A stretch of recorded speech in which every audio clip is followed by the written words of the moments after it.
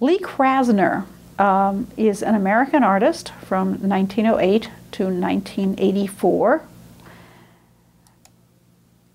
She is the child of Russian Jewish immigrants, and she is one of the first generation of abstract expressionists.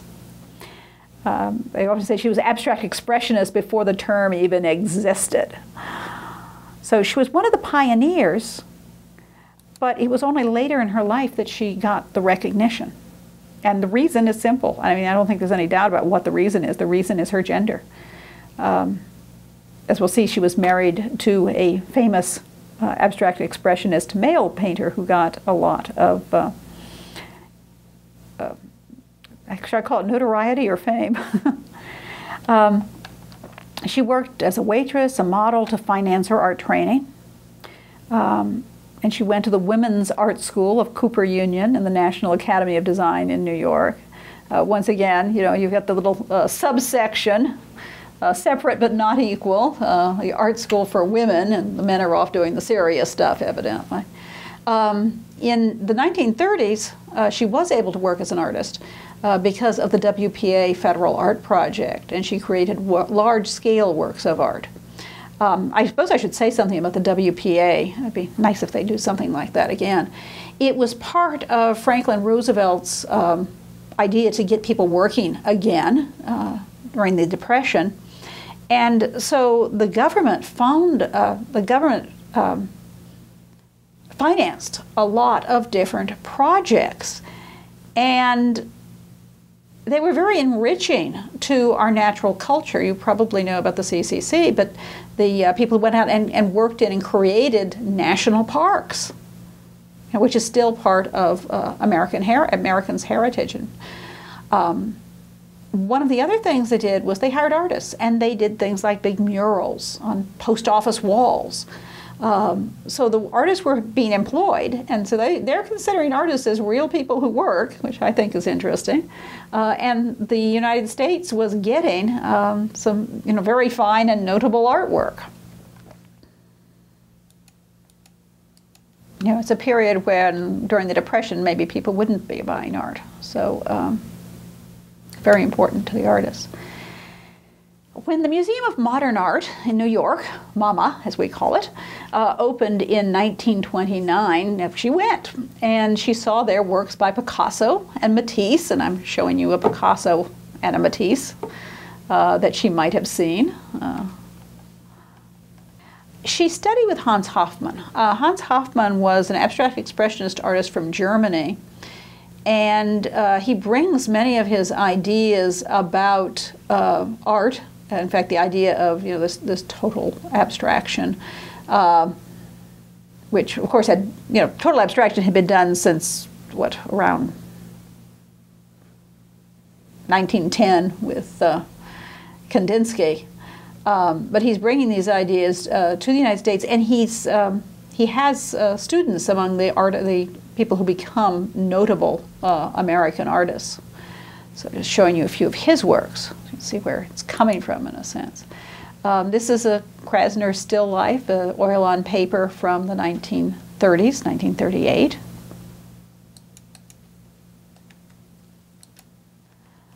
This is blue squares, and here we're seeing geometric forms. They have no subject in the visible world. It's not like a cubist work, which claims that it is a picture of a woman or a musician or a still life or something that has been broken up and fragmented into geometric forms. This is simply geometric forms, and working with line and color. This one's Untitled from 1940, and the same thing, these geometric abstract forms. So you're getting both the influence of Cubism in the geometric forms and the bright colors of Fauvism, two major art movements in the very early 20th century. She was a member of the Artists' Union and American Abstract Artists member of that group. They were trying to introduce abstract art to the American public, who was pretty resistive to the idea. And they had an exhibition in 1938, and that exhibition included her work. So she is exhibiting, she is producing, and she's noticed by many of the artists. It'll be interesting to see what they say about her. Mondrian. Mondrian, for those of you who don't know who Mondrian is, he is a Dutch artist. His art movement is called Die Stijl, or the style, and he wants to get back down to the essentials of art, and he creates art that is basically squares with black straight lines running through them. And the squares are colored in primary colors. They can be rectangles too. But he uses only straight lines in black and white, colors, red, yellow, blue, the primary colors, and only geometric rectilinear forms. So he wants to say, with only this limited amount of line and color and shape, you can create an infinite number of combinations. And Mondrian looks at her work and he says, you have a strong inner rhythm. You must never lose it. Particularly telling is what Hans Hoffman said about Krasner's painting. This is so good that you would not know it was painted by a woman. Wow, what a compliment.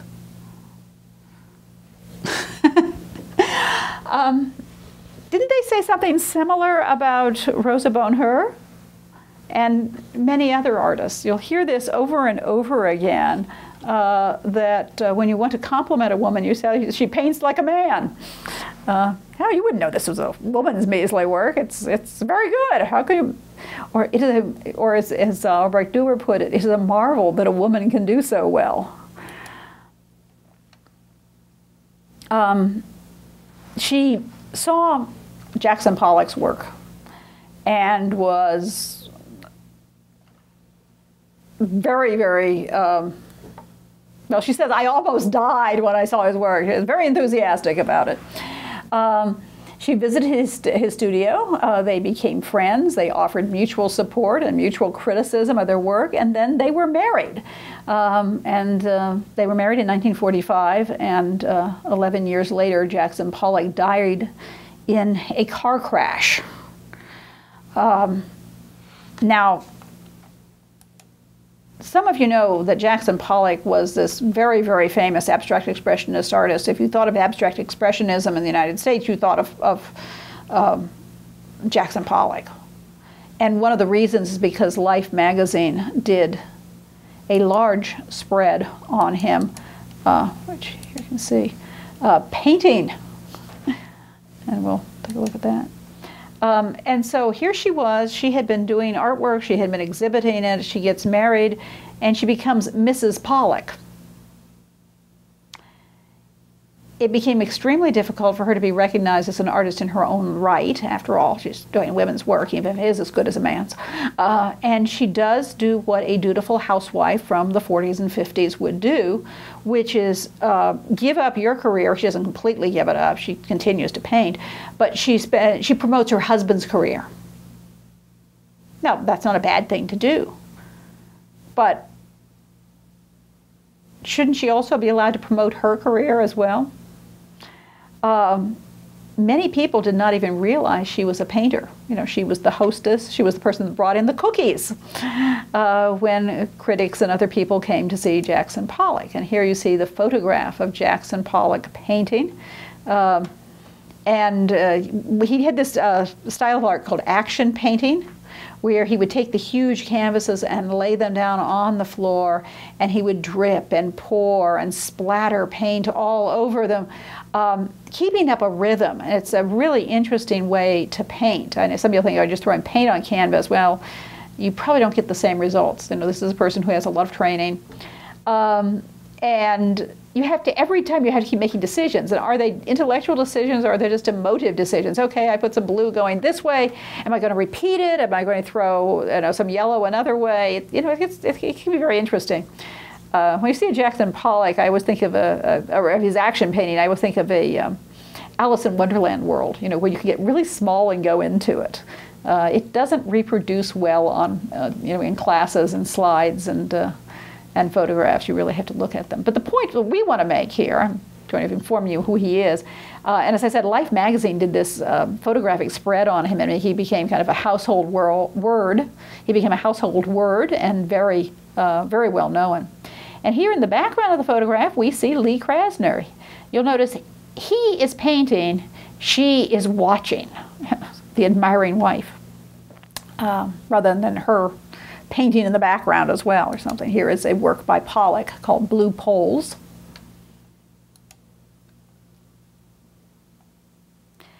One of the things she says about being Mrs. Pollock is, I was put together with the wives. They worked, they supported their husbands, they taught school, and they kept their mouths absolutely closed tight. I don't know if they were instructed never to speak publicly. I don't know if they had a thought. And I know that can be, you know, you're the professional person, and because you're female, you're supposed to go sit with the wives. You know, it's not wrong having wives, but you probably have a lot more in common with the other artists, even if they are male.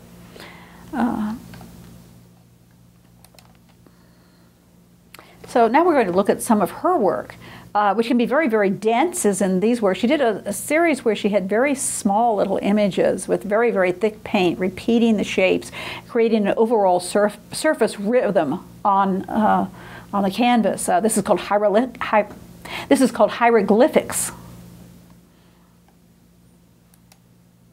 And white squares. When Pollock died, for a while Krasner painted less. After all, this was a horrible time for her. She had lots to deal with. The things that everybody has when their loved ones died. She had to deal with all the legal details, the financial affairs, and of course people wanted to interview her because her famous husband had died. And she also had to deal with her grief. When she does return to painting, she uses very, very large canvases. And the work really opens up. Here is Cornucopia from 1958. Extremely energetic lines, these kind of bulbous curving, they have fruit-like shapes. So that suggests the title, Cornucopia. And bold and very unusual colors. And it was a challenge trying to get the colors right from reproductions. A number of years ago, they had a Krasner retrospective that toured. I was able to see it in Akron, Ohio, and I had never seen, you know, Krasner's in the flesh, the paint. And when I saw that, I said, okay, now I understand. The colors that she used were really unusual.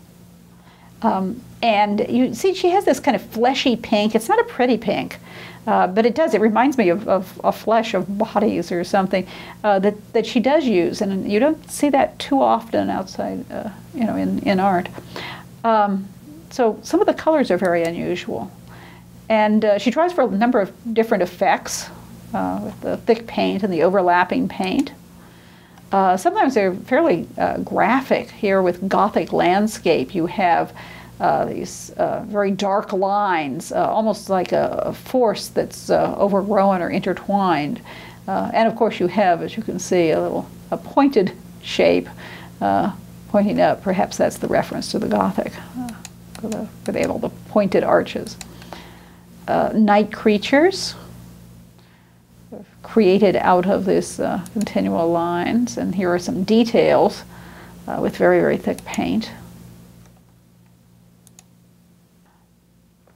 I always wonder, some artists don't want to give titles to their works, others do.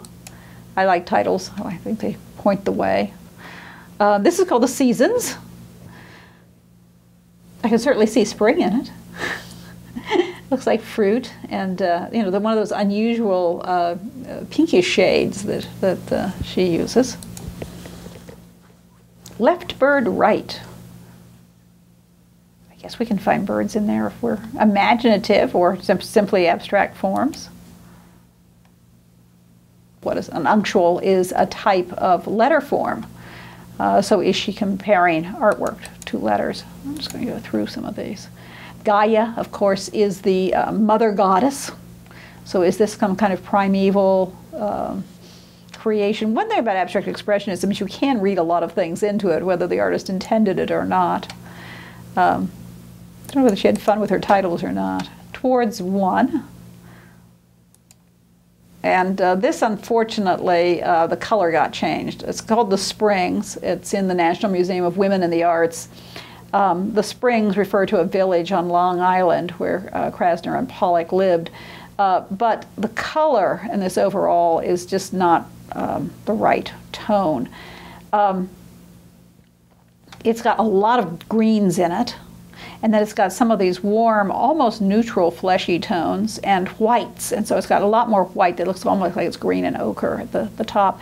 The detail has the color much better. And it also shows you the richness. I mean, you know, if you would just look at this reproduction. And you remember what I said about Pollock. When you're looking at reproductions, it kind of, I don't know, homogenizes it. It's when you look at the details that you really get the intense painting going on. One of the things that I saw in her retrospective show that I thought was really interesting were a series of paintings where she has taken her old drawings. A lot of these look like they're charcoal drawings or something, and they're fairly cubistic looking figures. So I don't know how many years old they were, and she cuts them up. And she creates a collage out of them with a very limited palette. She's got this sort of warm beige to light brown, the colors of the different tones of gray. Present, imperfect indicative. Okay, you can play with that. Past conditional. She's giving them grammatical names. Okay, I will let an English professor decipher what they might think that these names mean. Here you see some of the charcoal drawings and then the drawing combined with collage elements. In 1973, and one of the things that happened then after Pollock's death and in the 70s when women artists were starting to be recognized is she had an exhibition at the Whitney Museum. And the curator, Marcia Tucker, said that Krasner was one of a generation of artists who changed the history of art in America and the world, successfully challenging the European establishment of aesthetic and cultural values. What happened after World War II was a lot of the artists had moved, some of them had, like Hoffman, had moved to the United States. I mean, Europe was devastated. And the United States was becoming a major superpower. It hasn't been for, you know, all its existence, you know, so like colony off there somewhere. But World War II was when the United States emerged as a power. And it's also the time when the New York art scene gained sort of worldwide attention with people like Pollock and Krasner.